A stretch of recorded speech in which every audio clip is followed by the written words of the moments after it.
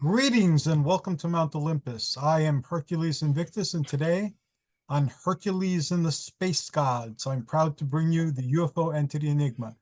And we have a regular cast of experts here. We have Tim Swartz, we have Setna of Khemet, and we have Carole Gonzales. Greetings and welcome, oh wonderful panel. How are you today? Wonderful. Fantastic. Yep, great to be here, Hercules. Great to have you here, Tim. And we will start with Tim. Our topic today is astral entities. And basically, one of the problems we have in paranormal explorations is the vocabulary is so valid. Like, for instance, astral means starry.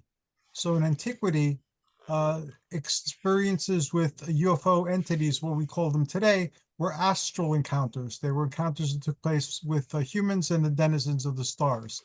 Now, starry and astral, even though they're the same word, in different languages, don't mean the same thing. And astral has come to mean a realm beyond the physical, or that surrounds the physical, where imaginal things happen and dreams take place and creativity runs rampant. So before we develop this program to the next step, I'd like for us to be speaking the same language. And this is the first in a series of episodes that we'll be doing that. And because of his intense scholarship and fame, we're going to start with Tim Swartz. Oh, well, thank you, Hercules. And happy Father's Day, by the way. Thank you to you and to all the dads everywhere. Well, okay, I'll be talking tonight about the whole alien / extraterrestrial phenomena as associated with astral beings. Now, there's really an extremely rich tradition of communications with extraterrestrials through paranormal, spiritual means, however you would want to describe it. And this has been occurring for centuries, probably thousands of centuries.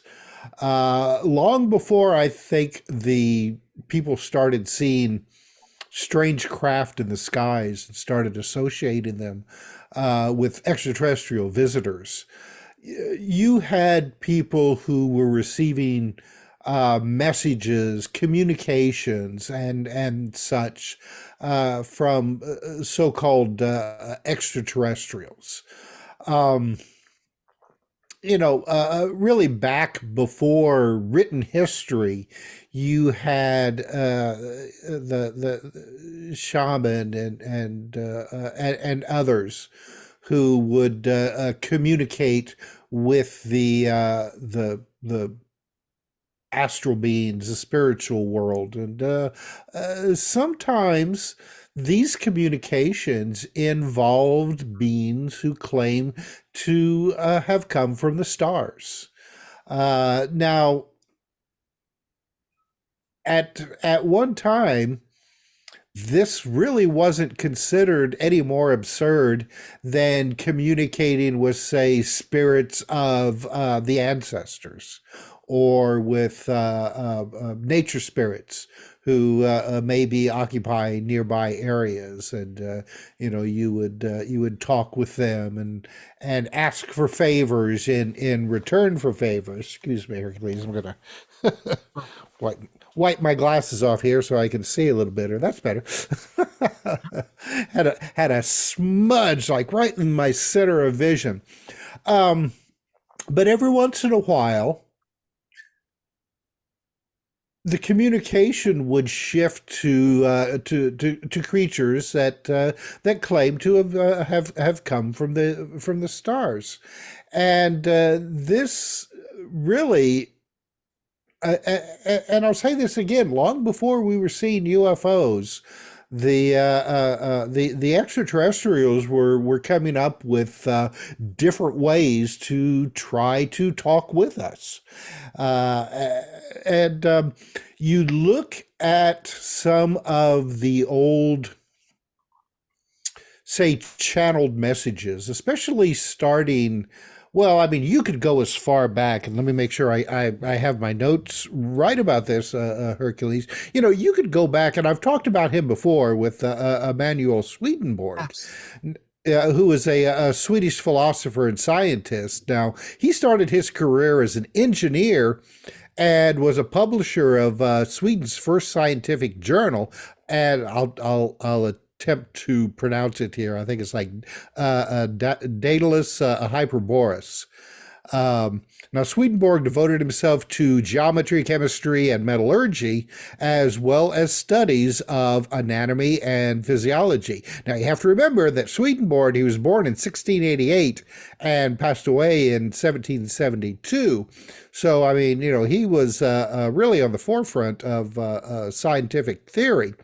But in the 1730s, Swedenborg became increasingly interested in spiritual matters and was determined to find a theory which would explain how matter relates to spirit. So in 1744, at the age of 56, Swedenborg began to have a series of strange dreams and visions. And he found some of these visions to be,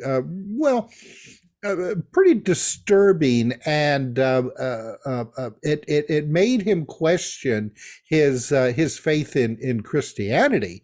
But after a while, he was able to come to terms with this. Later, he would write a book called Life on Other Planets. Now, in this book, Swedenborg states that he was visited by spirits of beings who lived on other planets in our solar system. And you have to remember, this was in the middle 1700s. And he wrote that all the life forms he visited in this solar system and those that talked with him were humanoid in appearance, but they were not carbon-based physical life forms like us. Though he did say that they had social structure and family structures, and we're all well aware of the reality that there was only one God, keeping with his already established beliefs in Christianity. Now, Swedenborg says that every planet and every moon has a spiritual life form on it. And the reason for this, he said, is that the universe is the seminary of heaven. Every planet and moon is a place of learning and growth for the entire spiritual community at large. And he says that some of these other interplanetary life forms are more advanced than us and are interested in us and in trying to help us develop our own higher spiritual philosophy. Now, Swedenborg cautioned that he could not see the actual planet to determine if it was inhabited or not, that he was only aware of spirits that were associated with that planet. All right.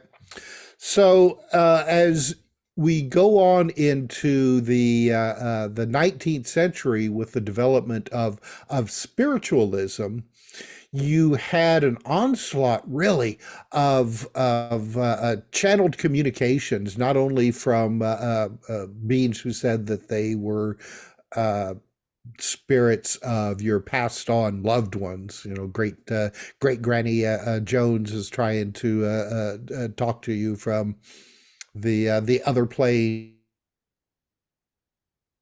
You froze, Tim. Oh dear. Tim, I don't know if you could hear us or not, but you froze. Your screen is frozen.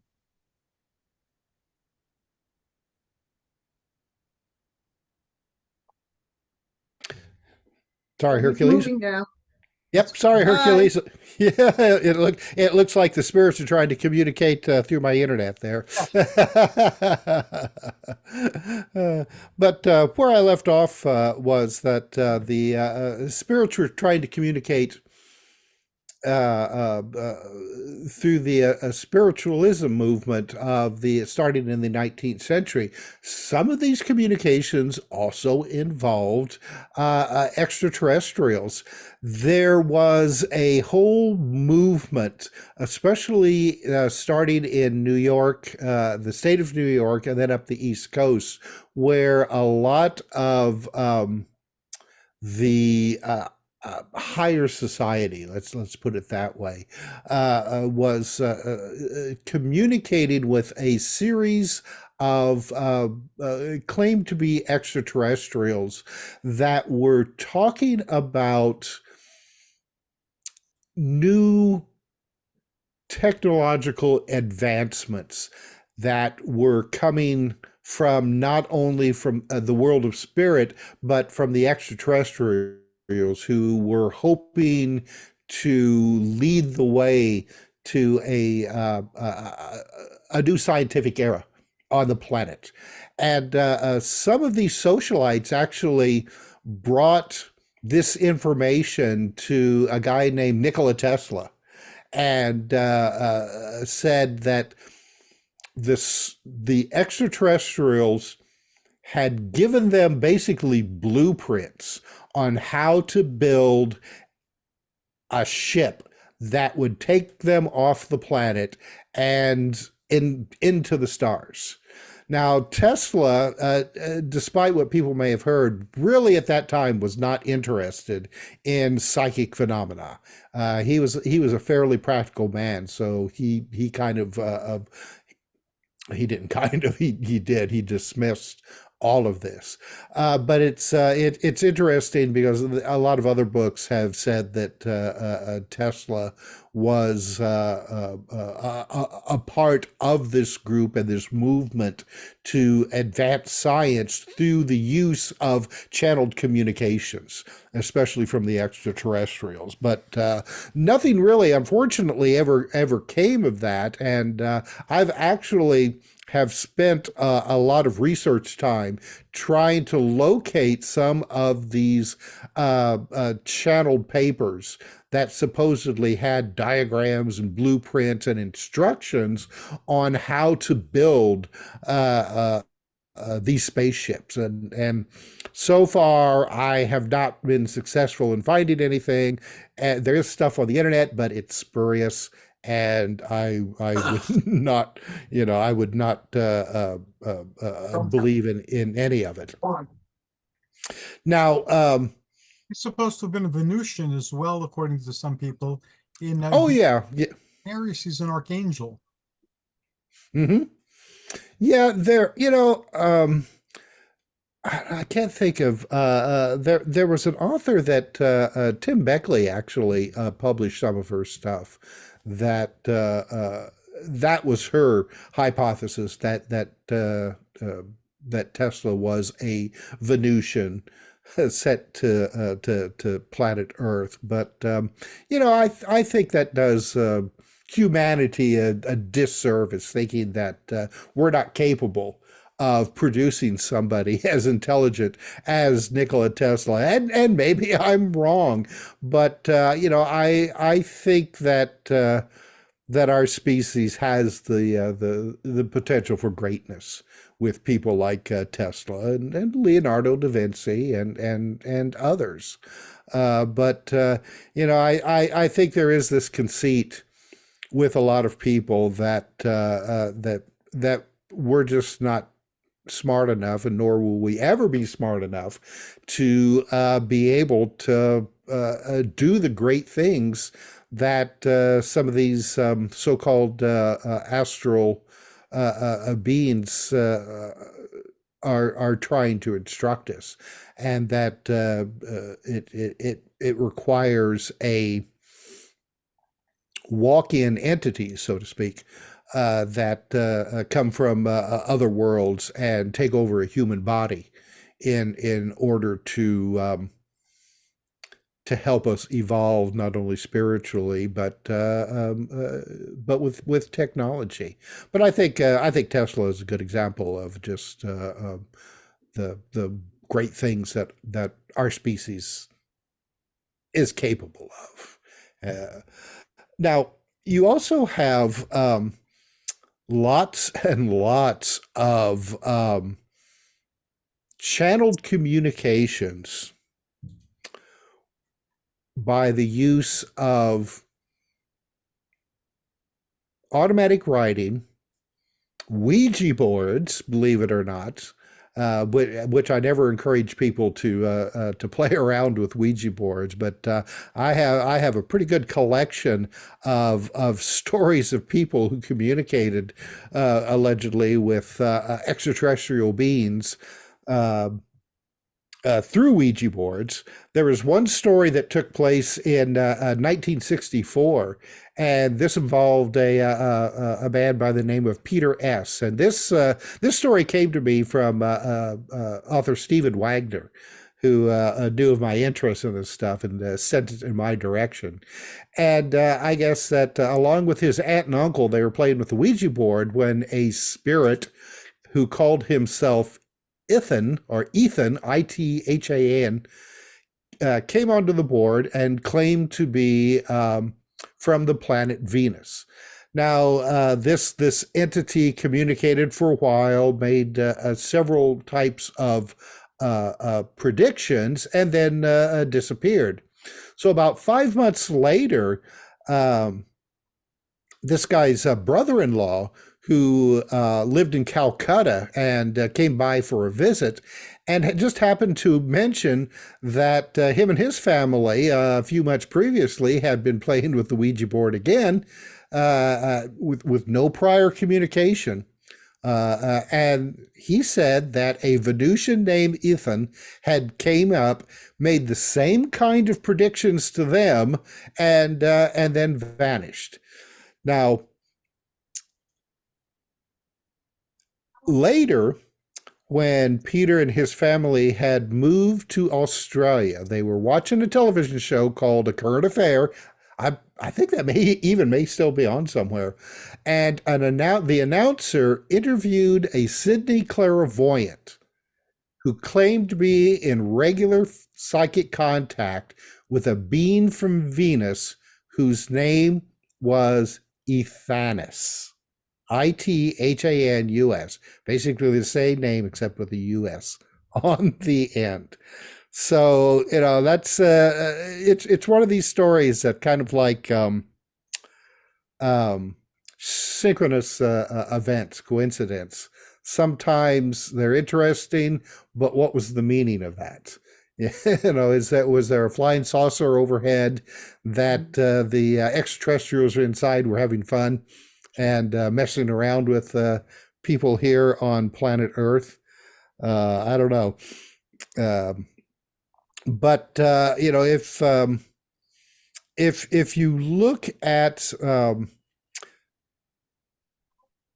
there was a book written by, let me look at this real quick here through my notes here, Hercules. Okay, this comes from Jennifer Portera and an article that she wrote called Spiritualist Aliens and UFOs, Extraterrestrials as Spirit Guides. Now, Portera says that extraterrestrials have come to represent for many spiritualists the successful achievement of the ultimate spiritualist goal, the union between spirituality and science. Extraterrestrials are seen as spiritually superior to us because their science exceeds our own. Their science is perceived superior because it incorporates recognition of spiritual truth.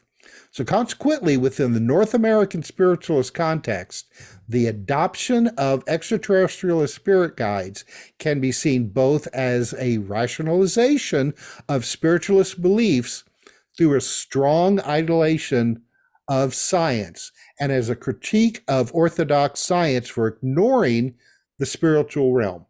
So for several of the spiritualists, and this is quoted from the author, for several of the spiritualists with whom I worked, extraterrestrials have consequently become excellent choices for spirit guides. Now, I just find that really interesting, considering... We need to wrap up, but I will cede all my time to you. So hopefully we'll have time for me to listen to the rest of your presentation because it touches upon a lot of things that I've experienced. I will share one before we move on to Setna. Please do. Mark Brinkerhoff was learning his craft around the same time that I was, and within 10 block area where I was. And what interests me about Mark is not that I believe everything his spirits tell him, because I don't, but I was being told very similar or the same things back in the day. So this made me question the phenomenon, which again, I'm still an experiencer and I've studied it my entire life. And I began to wonder whether local spirits run the same game with different people, and they're behind a lot of the circles, because the same types of things are being told, especially in regards to the relationship with elementals and things like that. The vocabulary is there. So I was told the same things. When I first started experiencing the Outer Space Brothers, I started questioning the phenomenon a bit more, and because it was too science fiction-y, and I recognized some of the names from science fiction. Like the Venusian that I met was named Sarek, which was the name of Spock's father in Star Trek. So again, I don't know what the reality is behind what the spirits are saying, but I do know that the phenomenon itself is real. And so I'm very curious again about what Mark thinks. I don't believe that Sanandus wants us to thank him or worship him or things like that. I have a really tough time. I'm Greek. The gods are like us. So, although I respect and honor the Olympians, there's nothing slavish about my relationship with the Olympians or for many people. So it's that aspect that you need to say thank you all the time that's always bothered me in conventional religion. But again, he's communicating what he believes and what he's being told, and I respect that, and I'm grateful that he's doing that, because through his conversations, like with all of you, we get to shed different lights on the phenomenon. But thank you so much. You touched upon so many important things. I'm really appreciative. Thank you, Hercules, and I appreciate that what you added to the end of this conversation. That was really helpful. And now we move on to Setna of Khemet, our sorcerer. How are you? I'm very well, thank you. And thank you for that. I have a personal, like you, I do a lot of channeling. And even Carole will tell you, a long time ago, I encountered a being whose name is Astral Entities. He says, from the area around the star Sirius, and from what he calls a celestial library. He often will credit the goddess Isis as his mistress, and that she tells him what he needs to know. I've been working with this spirit since 1977, and I've been working with a fellow named Dr. Ted Bennett, who was associated with various assorted metaphysical companies and things. And I was tested. They put weird things like brainwave charts and things to check out what was going on in my head, if it was actually me acting or something. So when I do these channeling sessions, they found that there is another consciousness that takes me over. And it's not possession, as like of exorcist fame. It's actually a spiritual entity. He doesn't pretend to be a god. If anything, he says he's a librarian. And I'm working with him for a long, long time with past lives and certain future events. He knew about the World Trade Centers. We were working in a session, I don't know, in 1999. And he had me touching the World Trade Centers, and he said, these will not be around much longer. And I have people that will confirm that. He mentioned other things too. He was not happy with events coming up in the future, the near future. So this was kind of something I learned. But this goes back also, I'll bring it back to Olympian things. You have, for centuries in Delphi, the great oracle, the Pythia, who were many, many Pythia. Even Alexander the Great went there, and also in the temple of Amun in Luxor, we had a great prophet and prophetess who would speak as the god Amun, who again also said he came from a different planet and star system. So this has been going on for thousands of years. We had spiritual movements and things. My grandmother, Lillian Barth, and her 7 sisters were the Barth sisters. And in the 1920s, as Brian was saying, Tim was saying, there was all the rage with spiritualists. My grandmother and her sisters did table tilting. They claimed to be, his name was Kaio, was a spirit that one of my aunt Charlotte, was able to contact, and Hayo or Shayo would tell her different things. And he was supposed to be from outside of near Jupiter. He said that there was a small planet or asteroid that would come every couple of 25 or 26 years that would come between the Earth and, he said, the far colder planets. So that was an interesting thing. But to my own personal experience is with Sorensiti. I worked with him for many, many years. Only recently I've gone back to it because there seemed to be a need for past lives, for more interesting future events. People are working with me with mediumship with this also. And he seems to be much more helpful for me now than he was when I was younger. What do you think about that, Hercules?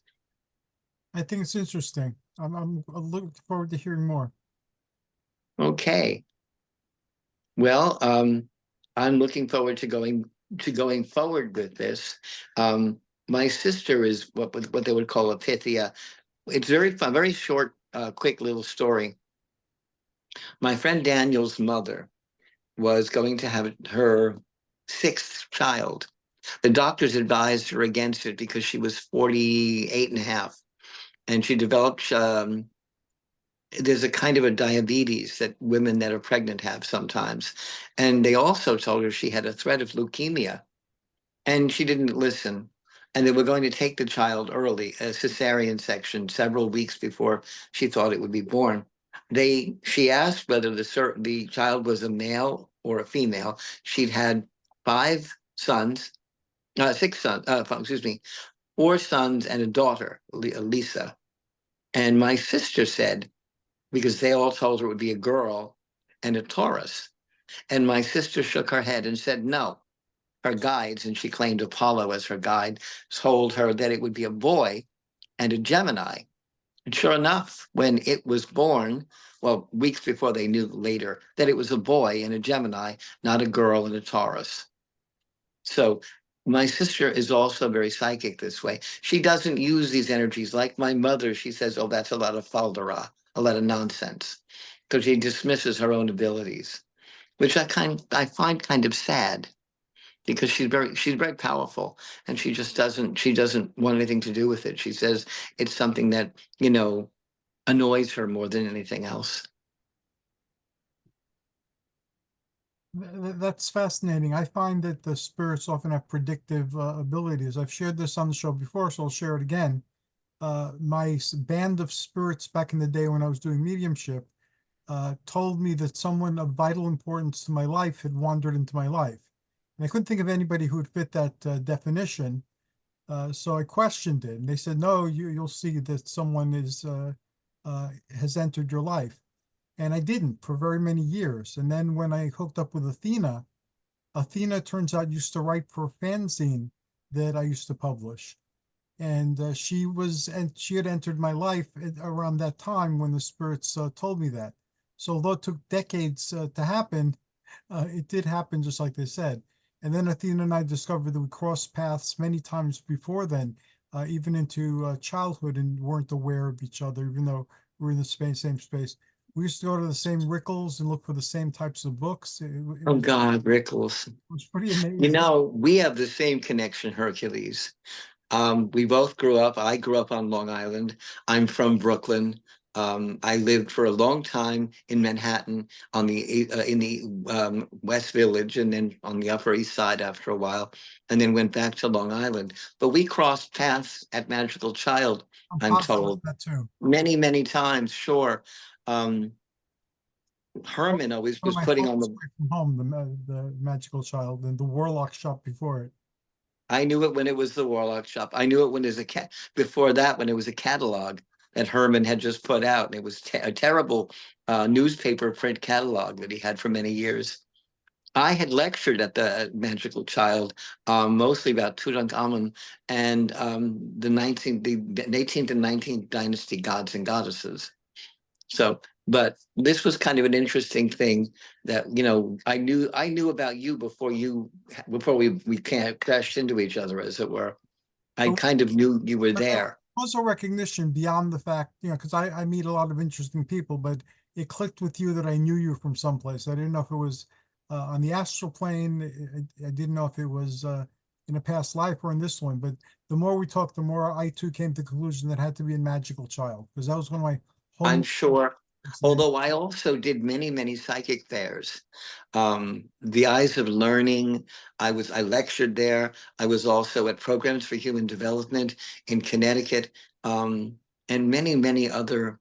I was with a company called Cosmic Contact, run by a guy named Michael Goodrich, yes, of the tire fame. And we were all over restaurants and things, and we had many conventions also where I'd spoken also. So any one of those places is where we probably met. Well, we're working together now, and that's the important thing. And I'm Here grateful. we are, two Oz, Hercules, two Oz. Thank you so very much, Setna. You're awesome. And again, I'm glad we're on this adventure together. And we have now to focus on Carole. Carole, what can you tell us about astral beings? Listening to all this, I do have many comments. I don't know where to start, but I will start somewhere. I'll say I personally prefer to separate the world of spirit from the world of space aliens or encounters. You would say that's my preference. It's too much. There is an overlap, but it's too much to take in at one time and at the same time. But I know how you started off this meeting with talking about the definition of the word astral and how it's been used. So I grew up with the 19th century concept of astral, with all the people and teachers that I had. I hate to say, well, I shouldn't say it's probably concurrent with the Magical Child, but before the Warlock Shop, there were other shops here in Manhattan that I knew about. I worked with Ethel Myers, the medium, if you recall who she is. Yes. I worked with her later on. She had a lot of interesting stories, and I have a lot of experiences when I worked with her. It was a short period, though. Carole also had a spirit guide called Iwas, who some seem to think is like a gray. His sketches make him look like a gray. But that said, I want to concentrate more on experience. And I would start first because I grew up with many, many experiences, and my main source of study, my course of study before I had any kind of guide or teacher, were dreams. I grew up in a fundamentalist Christian church, and I had experiences, but there was no one who really knew how to guide children, because I was a child at the time, a child who may be having unusual experiences. So I remember a question I was put either by me or another child. Why aren't there miracles today, like the miracles that we see in the Bible? Well, there are. And the best way to work with them at the time, I was told, was through dreams, because the Bible is full of dreams. I was always looking for something along those lines. And when I left the fundamentalist church, I did a meditation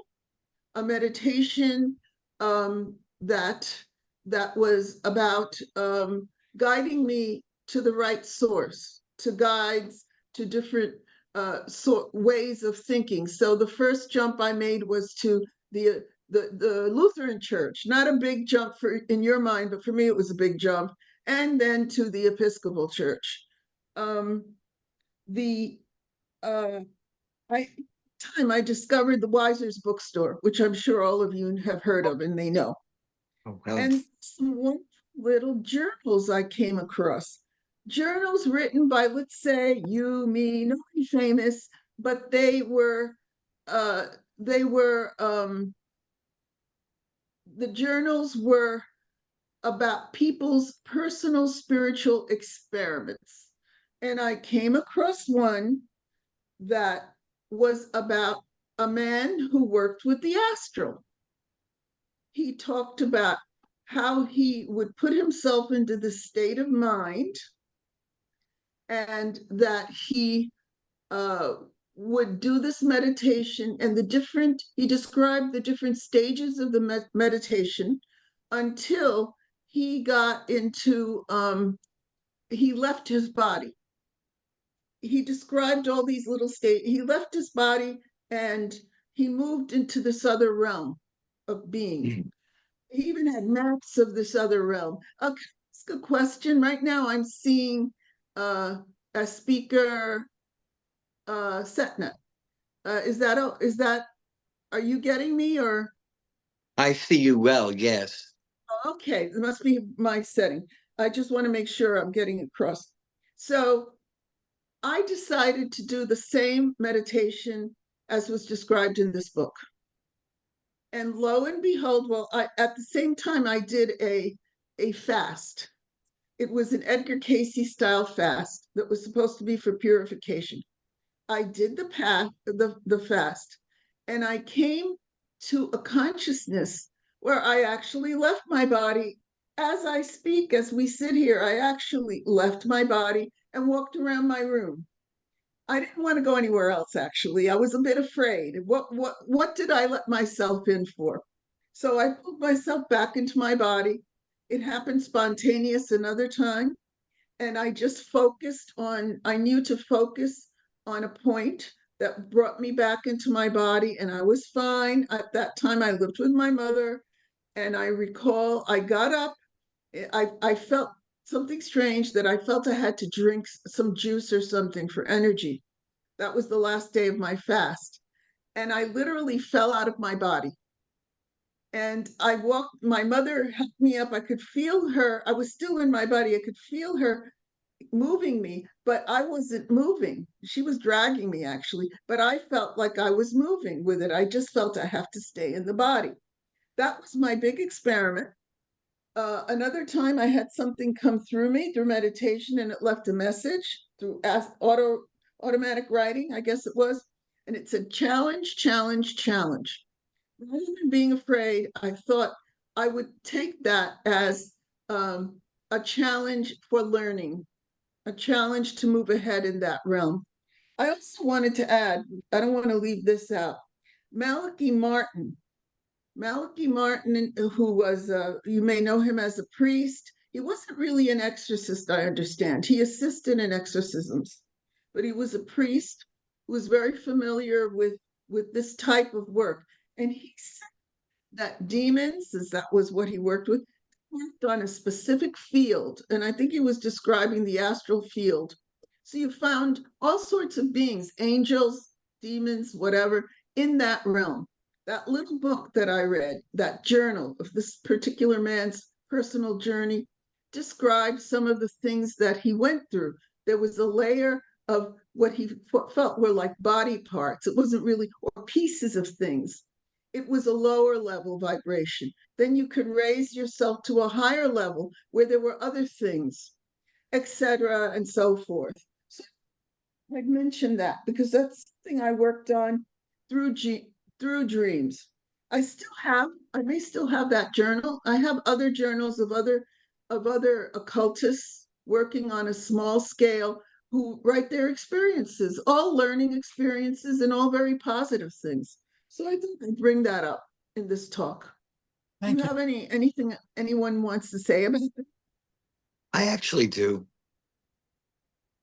I remember, Carole, back in 1992, you had a vision and you were told when you spoke to me to walk in silhouette, to work. Do you remember that? To move in silhouette. In a dream, you were told. The Egyptian gods came to you and they said, move in silhouette. And I never forgot that. It was an interesting thing. You were seeing all the movements and the energies working in the way that the paintings and the statues and the reliefs were done in the movements of silhouette. And it was an interesting thing. He said first it was dark and then there was lightness. I'm going to think about that. I don't recall it exactly like that, but I did have some dreams that were related to Isis, the goddess Isis, which is Yes. probably why I moved into the Fellowship of Isis. That I do remember, but I'm always careful, considering some of the experiences I've had. I don't really talk to entities. I don't want to talk to entities. I sense them. I experience things. I think it works much better that way. And since I've been doing some studies lately about spiritual experience as presented by exorcists, there's lots of them online discussing Catholic theology and other ways of looking at the spirit, the invisible realm. I think that I would rather be careful about where I go, because I remember that experience in the astral, and you can go. I could have gone out, I guess, visiting some of you people. That was conscious. I think we also move astrally unconscious through our dreams. That's not as frightening as actually projecting yourself into that realm. There's also certain magical rituals that have you do that kind of thing. I recall reading, again, I haven't done any detailed magical rituals of that sort, but I like reading about everything. My magical work is basically dream based, and I do burn candles. I don't think that's very radical or very controversial. Especially since I've discovered the magic of the Roman Catholic Church. They probably hate me saying this, but they burn candles. They accept the basic precepts, principles of the Bible. So there you go. Thank you very much. Tim, do you have anything to ask Setna or Carole? Yes, I do. Setna, I find your story talking about, I think you said it was your grandmother and her sisters. Yes. Who were spiritualist mediums. They were called the Barth sisters, Barth, Barth. And where did they live? Where did they operate from? They came originally from Brooklyn, and then they were working in little cafes and things down in the West Village for many in the 1920s. 1920s, right? Okay, all right. Well, I just find the story about their communications with an alleged extraterrestrial from a planet near Jupiter, because that's just, I mean, I've got just like, all kinds of caseloads of very similar types of stories. And, I mean, and I should add that, it's debatable, as Carole said, whether or not, these astral beings who are doing these communications are trustworthy. Whether or not that they are, extraterrestrials or spiritual beings or what have you, but they can sure spin a good yarn, can't they? Well, these aunts of my grand aunts were very table tilting, Ouija board, all that kind of thing, all those things that were in vogue in that time. And that's how they were kind of, I don't know if I believed half of the things my grandmother and her sisters were telling me, but it was very interesting. They were, I mean, I half got the thing with the trumpets and the ghost things and all that stuff. But it was interesting because they were pretty well known because there were 7 of them. And my grand aunt Gertrude was the 7th daughter of a 7th daughter. So they said she was the one that went into the trances and things. Well, it is just interesting about, how the, so-called extraterrestrials were communicating with people even before the modern UFO era. And you can still see, in modern times, the same kind of messages that were being put out, back in the 19th and early 20th century with the contactees, and now with some of the abductees, or those who are, what are they called? Not encounterers. I can't think of the word right now, but I'll say. Experiencers. I'm sorry. Experiencers. Experiencers. Thank you. Experiencers. Yes, thank you, Carol. But yeah, I mean, you see the same kind of messages, coming through. It's like John Keel put, it's like this giant record player in the sky that is stuck and just keeps skipping, over the same message over and over and over again throughout the years. Disneyland of the gods. Yes, I've noticed that too, that these messages, some of them from antiquity, like for instance, there's something called ancient science fiction that has people traveling to other planets and meeting beings that are mostly mythical or sometimes different, and they too are told what the interaction with the people on other planets is with the Earth. And so all of that is very, very old.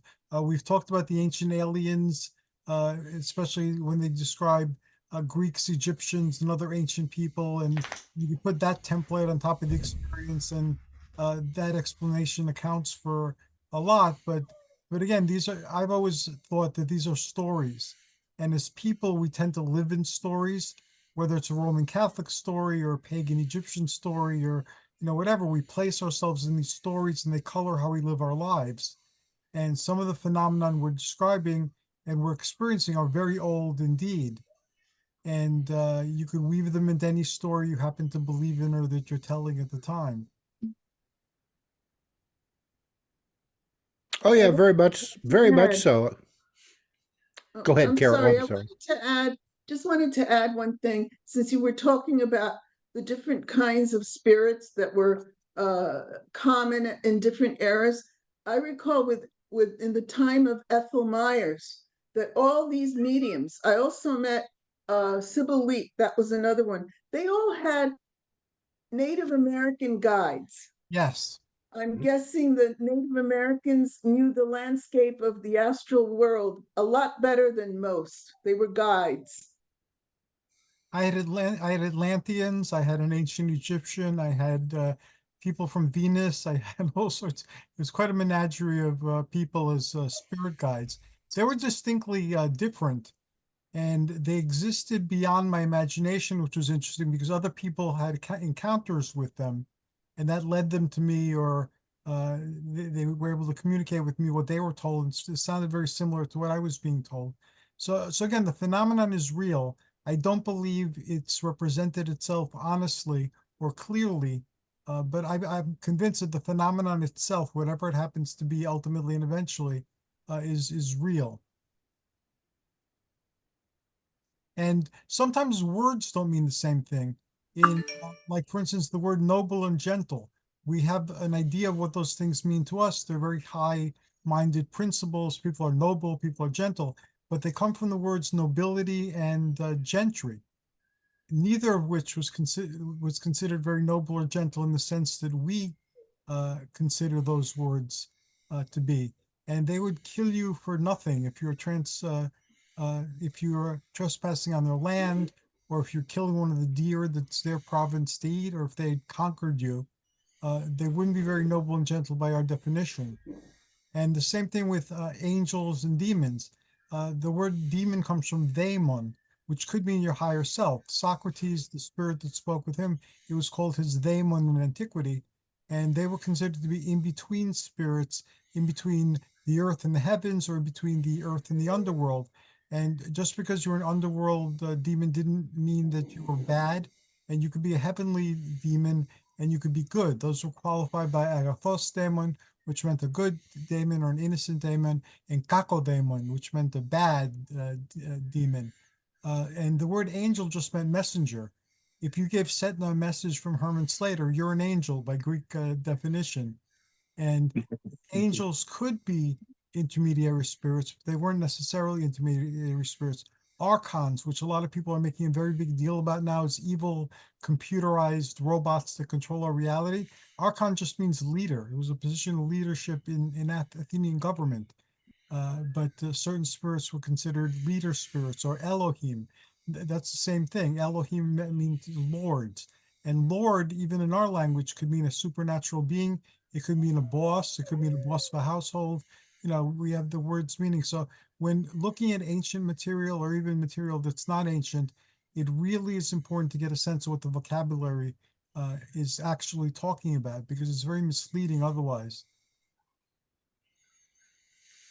Hercules, I think you made a good point previously when you were talking about the various messages that have been received over the centuries by the astral beings, and it just got me thinking whether or not these messages, because a lot of people naturally, because of the way that they're being received, either through channeling or sometimes, with face-to-face communications, with strange beings, people are wanting to take these messages literally. And I'm wondering if, like you said, they should be treated more like parables. Not to be taken literally, but more to teach an idea, to people. And I think that's maybe one of the mistakes that a lot of people have when they receive these types of communications, is that they're saying, this is real, this is absolutely real, what they are saying, when instead it should be taken more as, metaphor or parable, like I said. Yeah, that is true to a great extent, but sometimes they're oddly specific in a weird way. Like one of the things the spirits told me back when I was a kid was one day I would be known as Thor in the human services, and I would help many people. And that seems scary. Like, so what the hell does that mean? And I didn't know for very many years, until I had the show Thor the Barbarian on Fringe Cable in New York, and I was working in the human services at the time. So people in the human services knew me as Thor, and I actually did a lot of programming for people who had different problems with being on psychotropics, being on alcoholism or drug, and having problems with that. So I was Thor in the human services. I was on TV. Everybody knew, despite being an eccentric barbarian, I was also a healer in the mental health field. So that just happened, and it wasn't any big deal. It was odd, but it wasn't a big deal. But I was told that years before I decided what I wanted to do with my life. And when I decided what I wanted to do, at that point, it had nothing to do with what I was told. I didn't deliberately set out to be Thor in the human services and to help lots of people and to be known. After a while, it became something funny, and people were saying, we can't believe we're going to meetings on human services, and the meetings are being led by a barbarian with a sword, because they But again, that was years before I knew what that meant. And although I will agree that many of the things I was told were symbolic, some of the things, like being told that my wife had entered my life years before she became my wife, or years before I was even aware of her anything other than a writer for my magazine.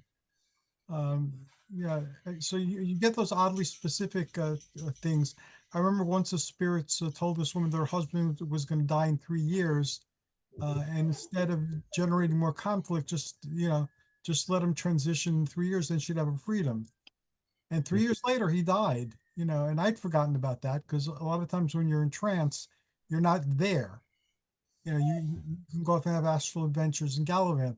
So she was shaken by that, and I can imagine, so I'd be shaken if that happened to me. So again, there is something symbolic, there is something personal and private about the messages, but sometimes there isn't. And then you begin to question, how much beyond space and time are these entities? How could they be so oddly specific about something that I have no idea about? And on that, Oh yeah, absolutely. Sorry.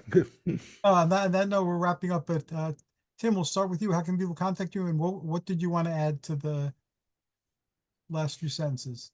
Oh, sure. Well, thank you again for having me on tonight's panel. It's as always, it's absolutely fascinating, and of course, I'll take the time to plug our new book, which is Weird Time: Exploring the Mysteries of Time and Space. And both Hercules and Michael have chapters in this book. And so, if anybody is interested in learning more about it, and there's also links to Amazon where you can get both print or ebooks, you can check out the website, which is weirdtimebook.com. Thank you very much. We will put a link tomorrow to the site so people can check out the book for themselves. And I'm looking forward to having an episode just devoted to the book. Yes, that would be great. And next we go to Carole, the lovely Carole, who we're privileged to have on today. How can people contact you? And do you have any last thoughts?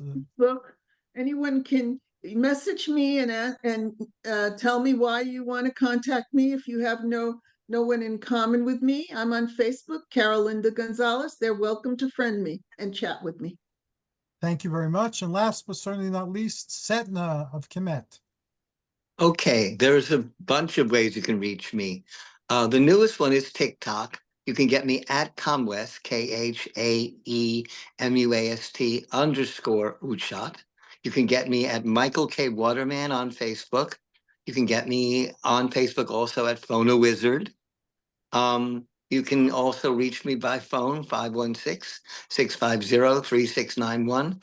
Or if you'd rather email me at mkwaterman@icloud.com.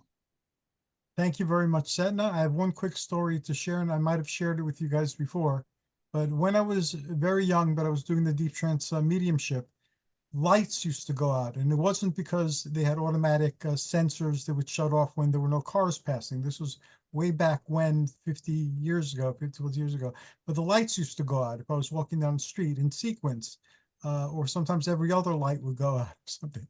So for years, I did not know what that meant, and I asked repeatedly to the spirits, what are you trying to communicate? I'm not getting it. Maybe I'm stupid, but I don't understand what you're trying to communicate.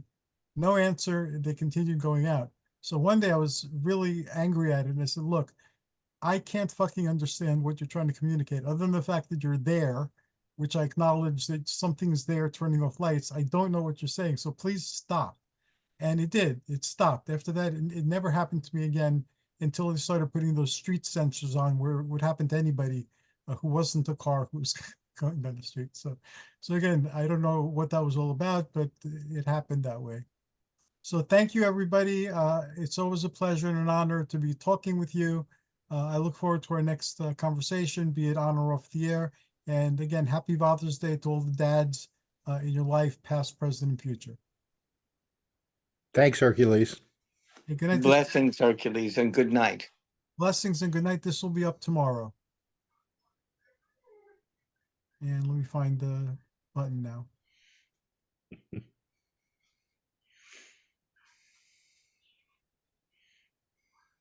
Here we go.